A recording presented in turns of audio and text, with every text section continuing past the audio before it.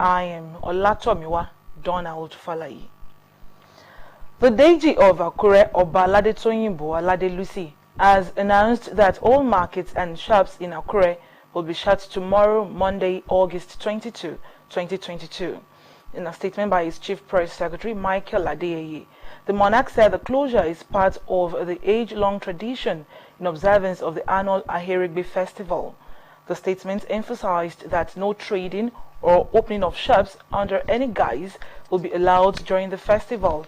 It, however, clarified that only pharmacy and patent medicine stores will be allowed to open during the festival and enjoined residents to comply with the directive.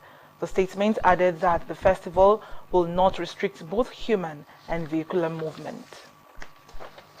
Meanwhile, the Iralepo of Isekon, Oba Oluwagbemiga Olofin Adimula, has said all markets and shops in Isekon will not be closed tomorrow as Akure, its neighbor, celebrates Ahirigbe festival.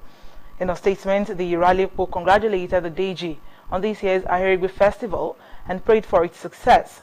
The monarch, however, used the opportunity to invite shoppers in Akure to Isekon for their business and shoppings during the Ahirigbe period, saying shops and businesses shall remain open in every part of the Isekon domain. In a statement he personally signed, the Iralepo said it is a taboo to bring such festival to Isekon. Ondo State Governor Oluwarotimi Akeredolu says there is no religious discrimination in the state. The governor at the housewarming ceremony of Al-Barka Lodge built by the Imam of Akure said religious tolerance in the state is largely responsible for the peaceful coexistence among residents of the state. Akeredolu stressed that religion must not be used as a divisive factor rather than as a tool for national growth and development. Government House correspondent Wahab Bankole completes the story.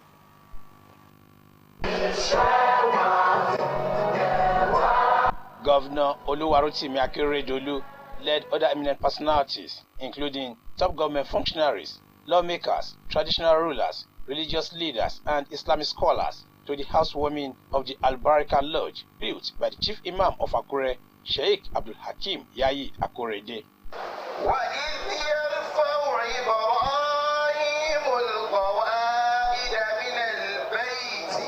Some Islamic scholars, while congratulating the Akure Chief Imam on the successful completion of the edifice, says the Akeredolu administration has benefited both Muslims and Christians.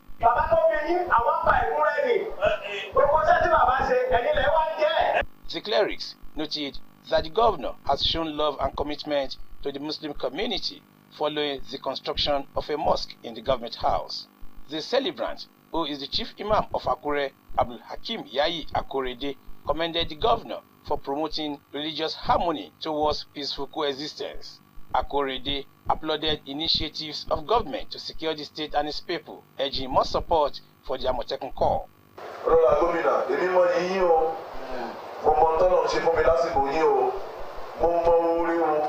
Governor Akeredolu, while inaugurating the newly built edifice, said religious tolerance is rooted in the state, noting that both Christians and Muslims, as well as traditionalists, are accorded equal opportunities.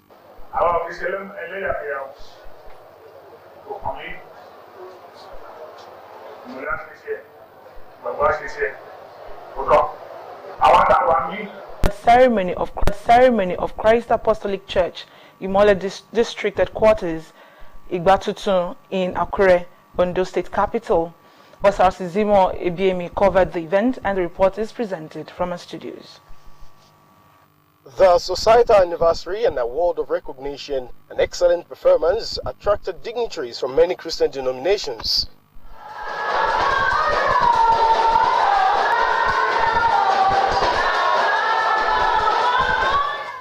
In his admonition, the district superintendent, Pastor Matthew Titolaye, urged the congregation to always propagate the gospel and win more souls to God's vineyard. He also challenged them to always praise God for his goodness at all times. I want to advise every one of us that are here today to keep on moving and serving God.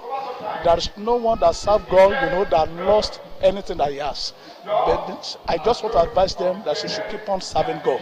with all their capacity. It was then time for the anniversary Thanksgiving.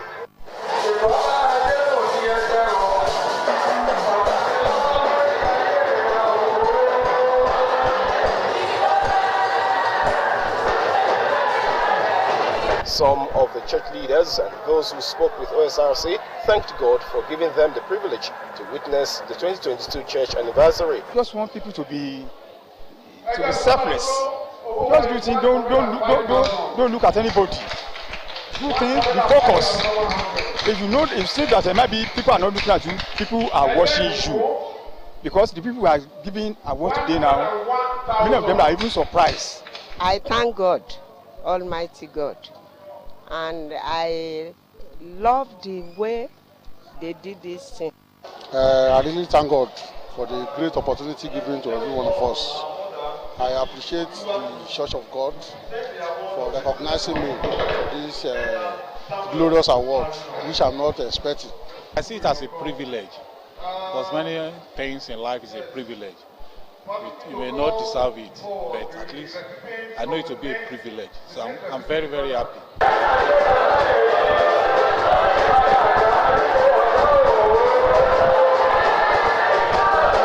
Members of the church are looking forward to more celebrations in the years ahead. The recovery of Alaba Ayoyenikon through a divine encounter in Akure after over a decade of insanity took the public by surprise. Days after his miraculous healing, Alaba's path to full recovery and reintegration into society became a subject of concern. OSRC's Joy Pius brings an update. The story of Alaba Ayoyenikon, who got delivered from the shackles of insanity on Tuesday, the 16th of August, held eyewitnesses spellbound. Eager to know more about Alaba's progress of full recovery and efforts at reuniting him with his family, OSRC gathered that he had been admitted into the Ondo State Rehabilitation Home.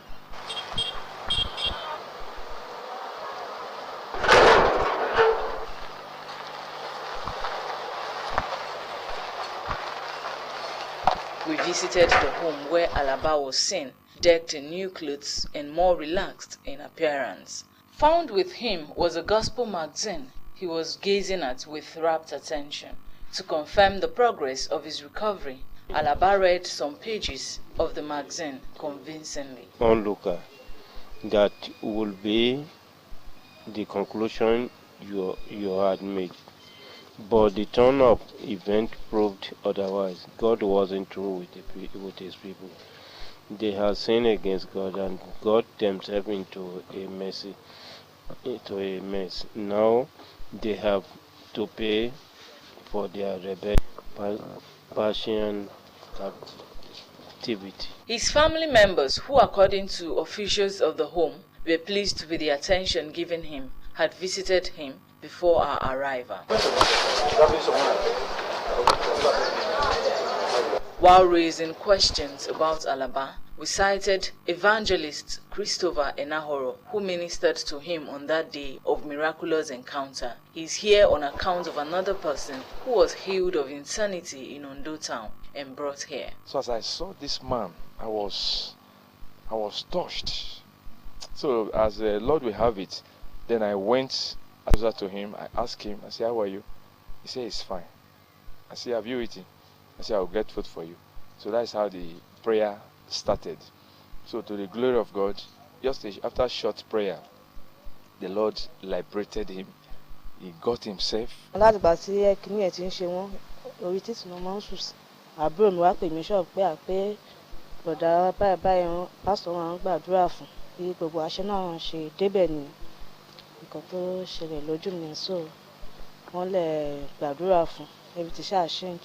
Olumide Awurinde, in his 40s, was said to have been in the condition for over 12 years. After having his overgrown hair shaved, he interacted with his cousin. Papa, this. Mathematics and statistics. It was a big surprise to us when they asked him to put up the rag on him. He was ashamed until we asked all the ladies around him to please excuse us. So when they excused us, and he was able to, off the rag he was putting on, and he put on a new shirt and trouser. Commitment to the management of the new inmates and their integration to society. We spoke with the Commissioner for Women Affairs and Social Development, Mrs. Bumi Oshadaun. Government already has templates and system of taking care of them, but this one is even it's a new dimension now, and even a welcome development. These people are not our image, but now we don't even want to treat them as if they are no longer psychiatric. They are normal citizen.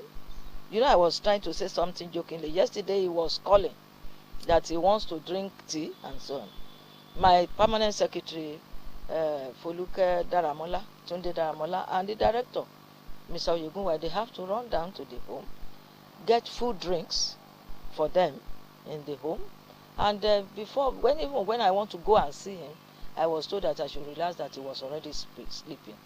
The commissioner appreciated the evangelist reiterating Ondo State government's commitment to ensuring freedom of worship is guaranteed in the state. There are indications that as days go by, Alaba and Olumide are edging closer to reunite. I'll call you back. Mama Chijo, please include Isio Morocco, my daughter-in-law. Everything is now set. But don't forget that gold wristwatch I saw the last time I visited. With 11 copper per second calls to all networks, the only thing you run out of are things to say. Get a Glow SIM or dial *777# now. That's it, boo-boo.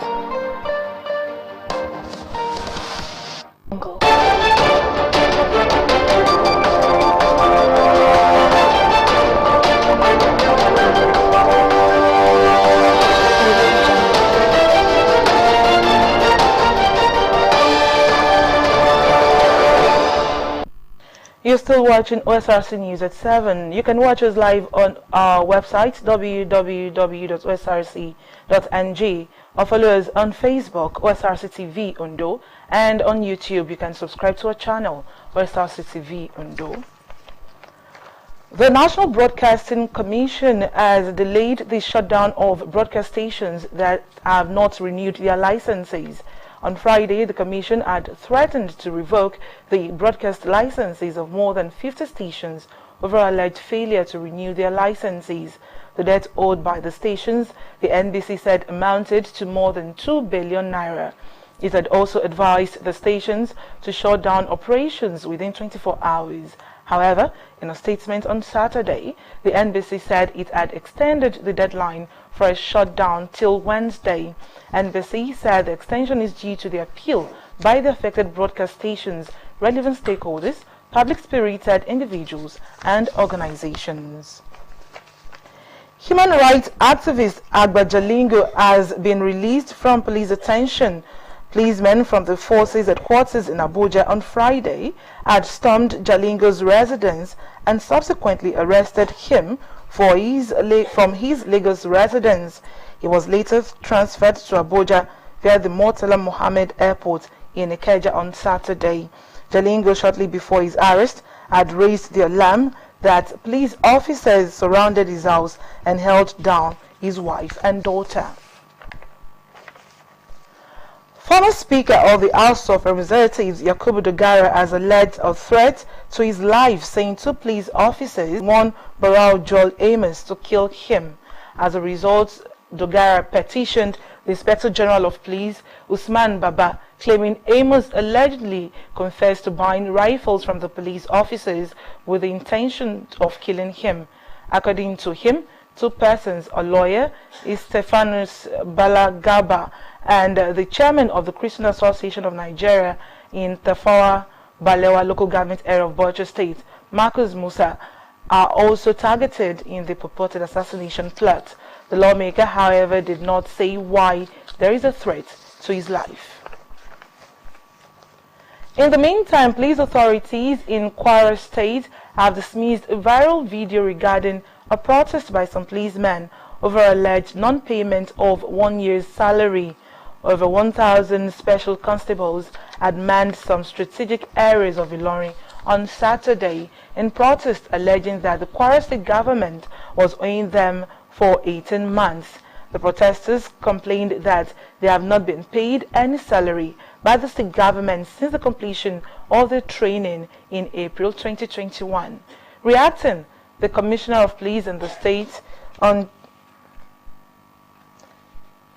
said the command is not owing the salary of any conventional policeman or the allowance of the special constabulary shown in the video. Rivers State's Governor Nyesom Wike has asked security agencies in the state to identify and arrest the owner of a filling station that was recently sealed in Port Harcourt for allegedly trading in illegal refined petrol. Wike gave the directive while speaking at the flag-off ceremony for the construction of internal road network in Omagwa in the Ikwere local government area of the state. Although the governor did not mention the name of the owner of the filling station that was sealed, a current member of the House of Representatives, Chinyere Igwe, has said the fuel station located in the Diobo area of Port Harcourt belongs to him. He alleged that the action, which was executed by those he described as police officers from the River State government's house, was politically motivated because of his affinity with the camp of the presidential candidate of the People's Democratic Party, Atiku Abubakar, in Rivers State.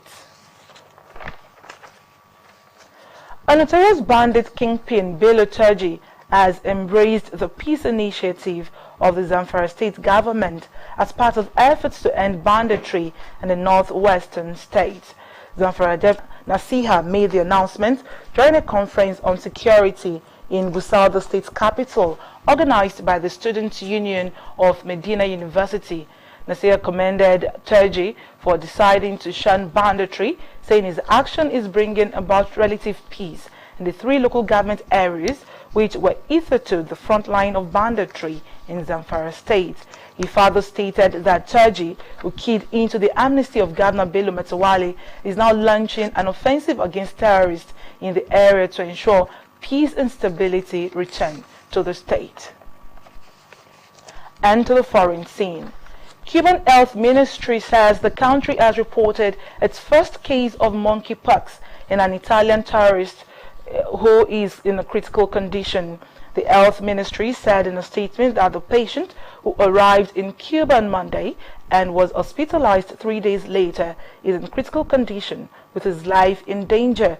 The statement explained that after feeling unwell on Wednesday, the patient's health worsened, and by Thursday he was transferred to the hospital for intensive treatment, arriving in cardiac arrest, from which he recovered. The ministry said it would carry out an approved protocol for dealing with monkeypox. And to sport. Ukraine's Alexander Usyk has won his rematch against Anthony Joshua by split decision to retain his world heavyweight titles in just his 4th fight in the division in Saudi Arabia. 35-year-old Usyk was dismantled the defending champion in London last year, faced an improved Joshua but outboxed him once again to set up a potential unification bout with Britain's Tyson Fury. He dedicated his victory to his country, his family, his team, and to all the military personnel defending his country. The fight was matched on free-to-air TV by millions of Ukrainians living under the Russian invasion. To end the Osrc news at 7, here again are some of the major stories. The Deji of Akure, Obalade Toyinbo Alade Lucy, has ordered the closure of markets and shops in the state's capital tomorrow to mark the 2022 Aherigbe Festival. The development is coming just as the Rallypo of Isikon said markets and shops will remain open in Isikon, urging shoppers from Akure to patronize markets and shops in his community. Governor Dorotimi Akeredolu has urged religious leaders in Ondo State to sustain the level of religious tolerance in the state towards boosting the peaceful coexistence being experienced. The governor gave the admonition at the housewarming of the Chief Imam of Akure, Sheikh Abdulhakim Yahya Akeredolu. Experts have warned against closeness to high-tension electricity cables And we told you from the foreign scene, Cuba has recorded its first case of monkeypox. And that ends the news tonight. Thanks for watching. Good evening.